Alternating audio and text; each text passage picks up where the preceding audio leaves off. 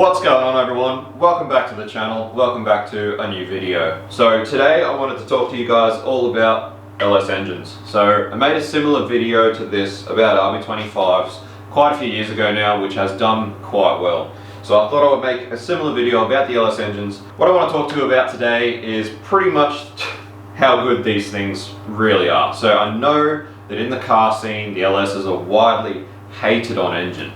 Now, I'm not the kind of person that's going to tell anyone how to live their life, and you can dislike the LS subjectively for any reason you like. That's up to you. I don't mind at all. But we need to stop calling this motor a bad motor in an objective sense. So let me explain to you why that is, and hopefully teach you a little bit about LS engines on the way. Let's get stuck in. Alright, so we'll start off by explaining the key differences in the LS engine family based on the engines that were actually released in Australia. Now, I'm not going to get into engines that were released in America because I would literally be here talking to you about it all day. There are so many different LS variants.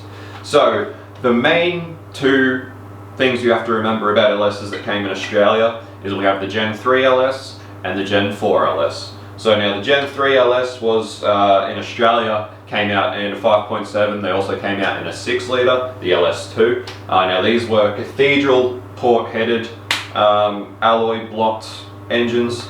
Again, pretty much every LS in Australia was all alloy, which is good, it's an advantage, but I'll get to that later.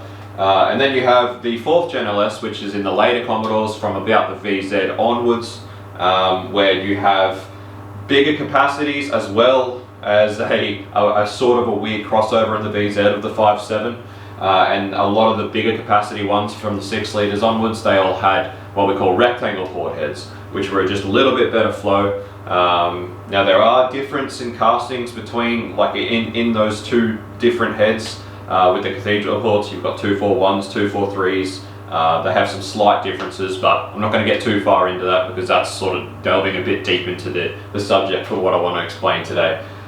Same thing with the rectangle port heads. You have the LS3 heads, which are a little bit different to the L98 heads. Not so much in the castings, but more so in just the valves and what's inside the head. But so that's the main two differences. Is you have the Gen 3 and the Gen 4. The Gen 4's square port heads, or rectangle port heads, are generally bigger capacity. The Gen 3 was the LS1 and LS2 with the cathedral port heads. In the VZ Commodore, there was a little bit of a crossover area where they actually made the 5.7 Gen 3 with the cathedral port heads, but they had a few Gen 4 goodies, which is the rods in the Gen 4 are a little bit different to the Gen 3. The Gen 4 rods were a little bit stronger, and for a little while there they actually made a Gen 4 rodded 5.7 is what we like to call it, with the newer Gen 4 computer, the PCM, or the ECU as commonly referred to. So the ECUs are a bit different, they had a different reluctor wheel on the crank, so there are a few differences between the two, but essentially they are all the same architecture, similar sort of blocks. The Gen 4 blocks were a little bit better, but yeah, essentially all the same architecture with some slight variations. Alright, so now we've scratched the surface of the LS variations of the available motors that came in Australia in factory cars. Again, we're only scratching the surfaces. There are those differences, we could delve into them a lot, but that's not what I want to talk to you about today. Today I want to try and convince you why this motor is actually a very, very good motor, and I want us all to stop calling this motor a bad motor. Like I said, dislike it all you want, but you can't say this is a bad engine. So let's talk about some massive advantages of this engine. The Chevy small block V8 architecture has remained vastly unchanged since its introduction in the mid-20th century. So it is a very, very old architecture as far as engineering goes. Now, not a lot of people will jump on and say that's a bad thing, but there are some massive advantages to this architecture being so old. The first thing is that it's very simple. So LS engines are really quite a simple engine. They're pretty simple to work on. They're pretty simple. There's not a heap to go wrong. You know, it's essentially pretty old school technology. Well, I shouldn't say that actually. It's old school architecture with new school technology is what I should be saying. So they're very simple engines. So the second thing that's a massive advantage of that is because the architecture has remained vastly unchanged. So Chev or GM was able to massively refine this engine. So you can imagine by 50 years of similar architecture in their engines, you know, the 3rd generation of their small block, they have been able to actually refine this motor so well. So You've got old school architecture, but very, very, very well refined with newer technology. So starting with the motor in relations to, say, a small block Chevy and the things that are improved, one of the massive things with the LSs obviously is the fact that it's all alloy. So you've got an all alloy block, all alloy heads, and it is very, very light. So this engine completely dressed weighs about 180 kilos, which is quite significantly lighter than, say, an RB25 fully dressed with a turbo. You're sort of looking more like 220 kilos in that sort of iteration. So it is a very, very light, very compact motor that is actually very, very small, and you've still got that massive 5.7 litre up to 6.2 litre sort of capacity in stock form. Not to mention that these can be stroked to get an even bigger capacity, and they're still such a light and compact engine, which means they're very easy to fit in very small places. So very, very good all round for say a drift car where you want to keep the center of gravity right in the middle. You got a nice big, nice light engine up front, which is a big capacity, which is very easy to make a lot of horsepower out of. So secondly, what we have in the LS down here is the cam bore. Now the cam bore on an LS is 55 mil. Now the advantage of that is if you look at a camshaft. So looking at a camshaft and a way a camshaft is designed, the only way to get a bigger lobe in the same amount of area as the cam takes up in the cam bore is to grind the back of the lobe down. Now you can grind this all the way down to sort of flat with the actual diameter of the cam, which is, you know, what a lot of people do with the old school small blocks and stuff. But the thing is, what you're doing is grinding away a lot of the integrity of the camshaft. And what they found was when you were going massive cams in small blocks, they're actually getting really, really flimsy, and at high revs they would actually sort of bend around like spaghetti between your cam journals. So the advantage of the LS cam bore being a 55 mil cam bore is that you have lots of room to go very, very aggressive on the cam lobes. So you can fit a massive cam in these things without changing a whole lot. Where back in the days of the small block Chevy, or even still guys trying to make a really big power in small block Chevys, one of the biggest things they do is bore out the cam bores to accommodate a big block size cam so they can go more aggressive on the camshaft. So that cam that I was just showing you then, that was actually a big block Chev solid roller cam. So you can see that it is sort of comparable to the actual size of the cam bore of the LS. So what you've got already is a small block with the advantage of being able to fit almost a big block size cam, or going to, you know, being able to go as big on the lobes as something like a big block Chev. So the second thing is you have factory hydraulic rollers. So you've got factory hydraulic roller lifters, which means that you can go real aggressive on your cam lobes and the motor will still, you know, take it. Back in the days of flat tappet cams, you could only go so aggressive on the cam lobe before it started to shear the cam lobe, because there's not that much give the way the flat tappet works on the roller. You've got a lot of friction, a lot of forces happening. They don't get very happy when you've got a really aggressive ramp up on the cam. So the fact that these things are a factory hydraulic roller and such a large cam bore meant that you could go to massive, massive cams quite easily with these engines. So then you've got pretty much the basic architecture of having an overhead valve pushrod V8, meaning that with a large cam, solid rollers, plus rockers, so you can change ratios, you can get massive, massive amounts of lift on these valves. And factory LS heads flow so well. A lot of these factory LS heads at the time when these were released flowed a lot better than any sort of aftermarket small block Chev heads you could get. And obviously they're a lot cheaper and they came stock. So, you know, you've got a head there that has the potential to flow sort of 240 CFM and the potential to get massive amounts of valves to get all that air into the engine. So that's what makes these things so easy to make such big power out of. Obviously in stock form there are some drawbacks with the parts that came in the engine when they were stock. A lot of it does get upgraded. We do a lot of that here. Most of our cam packages, we upgrade a lot of those parts to sort of keep it reliable. But the fact is that all the architecture is there in this nice, light, compact, high capacity engine, and all of the ingredients are there to make big power quite cheap. So, you know, I suppose the way to reference that to you guys that you might be able to sort of correlate it is, say in something like a JZ or a RB, even if you went to a solid lifter sort of cam, you've only got so much room to work with. Because your cam is straight onto a solid lifter on top of the spring, you've only got so much lift you can achieve. Whereas with push rods and rockers and you know, a cam bore like that, you got massive amounts of valve lift that you can achieve with these things. So now I guess as far as your power limitations of these things, so with the Gen 3 here, this is an old, very early Gen 3 LS1 out of a VT. So this has what we call the Gen 3 rods, which are a little bit weaker. Actually, I've got some here I can show you. I can show you the difference. So this is a very, very important difference between the Gen 3 and the Gen 4. So this here, what we have here, is what we call a Gen 3 rod. So this is found in the 5.7 LS1. You know, they're a pretty stout rod, honestly, for what they are. There's nothing wrong with them, but compared to this one, this is what we call a Gen 4 rod.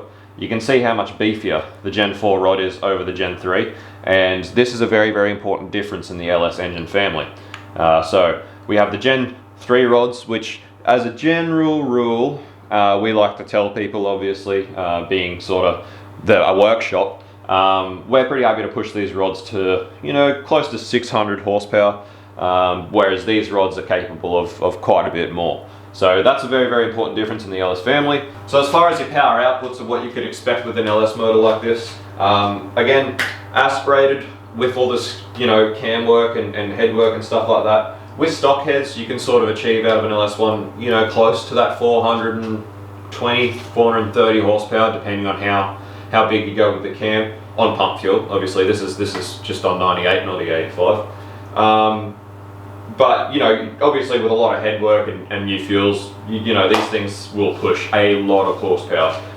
Boosted, the capabilities of this motor where you start to run into pretty much the limitations of it. The stock Gen 3 rods, like I said, we generally around 600 horsepower is where you're starting to get pretty unhappy on those rods. With the Gen 4 rods, you can sort of push that, you know, closer to 800, but again, this is what we would sort of tell people as far as building an engine, but people have been known to make well into 4 figures on those Gen 4 rods, so they are definitely capable of handling that. It's just, you know, as a shop, if we're building a motor for someone, we don't like to sort of tell them that their motor's going to handle more than it actually is, because then obviously they come back to us with a broken motor.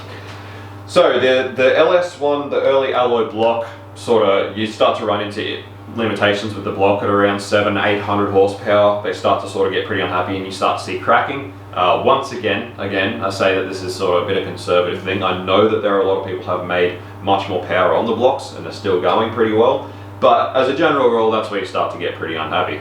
Now with the Gen 4 blocks, they're actually a lot more capable. So the Gen 4 alloy blocks are capable well into 4 figures, and obviously they came with the good rods.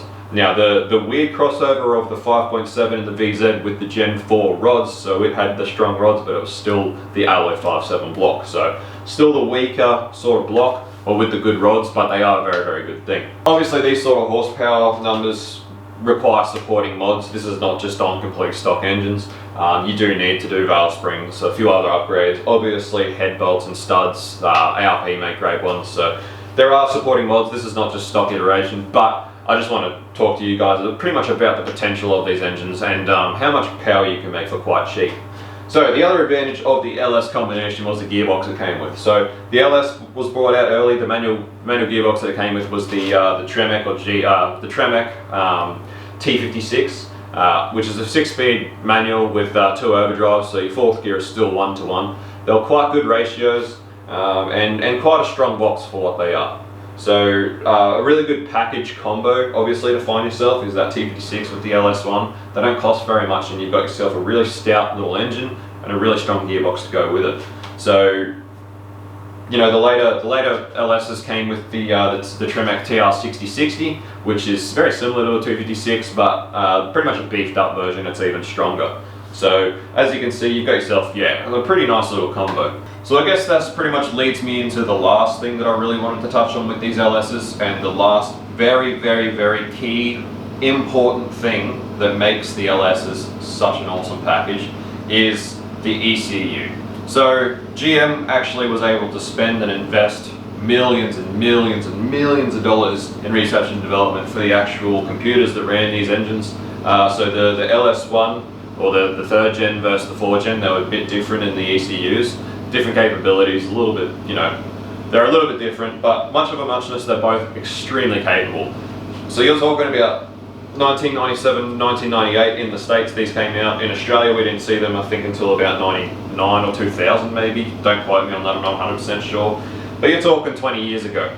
And these ECUs from the factory, you've got knock detection with short-term knock retard for your timing, which is something that we didn't even see in aftermarket ECUs for like, this is just touching the surface as well. These had closed loop O2 trimming, so they literally had O2 trimming closed loop. So you have a very, very efficient and well-equipped ECU when it comes to these engines. So you look at, with HP Tuner's software, you have something that's completely tunable with knock detection and knock retard, and closed loop O2 trimming. Now these ECUs when paired with HP tuners for tuning like that were extremely tunable. And when you look at something like 2000s when this was all coming about, and you had things like Microtech was sort of the ECU to choose back then in Australia, and the difference between what you can do with HP tuners and these ECUs and these engines compared to something like what was available in the aftermarket at that point is just mind-boggling. It's insane. So you've got full 3D VE maps. These obviously stock they came as a AFM tune, but with some upgrades to the software of the ECU, you could actually change them to a speed density or a map tune. You have full VE fueling table, complete timing table. They are an incredibly capable ECU. So when you look at what you can get as far as a package when you're looking at buying an engine and a gearbox, and it comes with the ECU and a loom, and then with HP tuners you've got a completely tunable setup that has knock retard, it has closed loop O2, it has all those things. And you can get some of these out of a donor car, where you can pick up a donor car for as much as sort of $3,000, which when you put that into perspective that's pretty much how much you pay for literally just a Haltech Elite 2500, which obviously is a little bit more capable than these, but nonetheless this is a very, very, very good combo. So it's a very, very cheap way to make good power, get a lot of good equipment, and again it's nice and light and it fits places, and it's one of those things, like I was saying, is it's quite simple, it's old school architecture, it's easy to work on, it's pretty easy to make power out of, and there's a lot of people out there who have HP tuners and the capability to tune these combos. There you go guys, that's pretty much what I wanted to talk to you about, guys. LS's engines too, guys. So I pretty much just wanted to talk to you about the fact that I really think that objectively people need to stop calling these engines a bad engine. There is quite literally nothing about them that makes them bad. Like I said, subjectively you may hate the LS just because it's super overdone, it's too common, maybe you don't like the sound. That's fine, that's all the, your opinions. People are allowed to not like engines for that, any sort of reason like that. But yeah, the idea that people actually go around saying that these are a bad motor is sort of just like one of those things that whenever someone says that to me, I ask them why they think that, and they usually just can't answer. Again, I'm all for friendly banter. You guys know that I love the banter, but I just wanted to sort of hopefully teach you guys a little bit about the LS and what we do with them, what happens, and why they're capable and why we like them so much. I know that a million people have done this video probably a lot better than I have before, but this is more so just for my fan base and you guys, just to teach you a little bit more about it, because I know that most of you come from sort of RB content or even JZ content, and not a lot of people that watch my videos, I guess, are that super interested in LS stuff. So I just thought I'd touch base with you guys and make a little bit of a video, hopefully teaching a little bit more about it. Again, this is only scratching the surface. It goes a lot deeper. There are a lot more differences and advantages and disadvantages of each one. But at least now you sort of understand the main key differences and why I personally reckon that these are such a great little combo. So yeah, like I said, you don't have to like them, but respect the drip, Karen. That's pretty much all I wanted to talk to you guys about today. This engine here is actually the one that is going into our LS R31 drift car which we're building. So if you're new here and you happen to have stumbled across this video, smash subscribe, because we've got some pretty cool builds going on. We're always doing some pretty cool stuff. As for the rest of you, thank you for watching. Smash like, smash subscribe if you haven't already, and I'll see you on the next one. Peace out guys, have a good one.